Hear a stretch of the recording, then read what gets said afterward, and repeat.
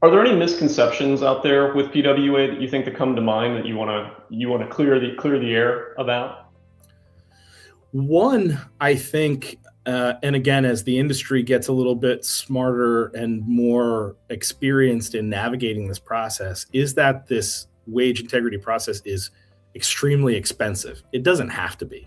Mhm. Um, the this is definitely the ounce of prevention avoids a pound of cure type of story, and so because of the efficiencies driven by wage portals and the analytics that I know that we use, we can generally accomplish the wage compliance and the reporting for very small percentages of the fractions of percentages of contract overall development project price. Right, that's one misconception.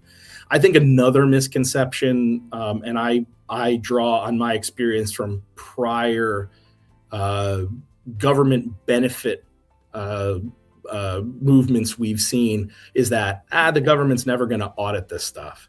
Mhm. I think that's a difficult one. I'll acknowledge that there's such a huge amount of volume that to expect that the IRS is going to audit everything is probably unlikely. But what people don't think about in those is that when folks understand that there were benefit programs that depended upon them being paid a certain particular wage, you're going to have whistleblowers and others coming out of the framework. So making sure that not only that you've got an approach upfront for compliance, maintained your records, but that you're keeping that stuff in the event of audits and other reviews, because the expectation, like we've seen, is that those are going to happen. So thinking that they won't, I think, is a pretty big misconception. Yeah, that's a great point too, and something I hadn't really thought of before. Obviously, we always talk about PWA, and I kind of think about of like the financial, um, potential risks associated with not complying with PWA. But I think what you just brought up was an excellent point, which is there's also a reputational risk here as well too, right? I mean, if you don't comply with the state or federal PWA type requirements, you have a whistleblower or something else.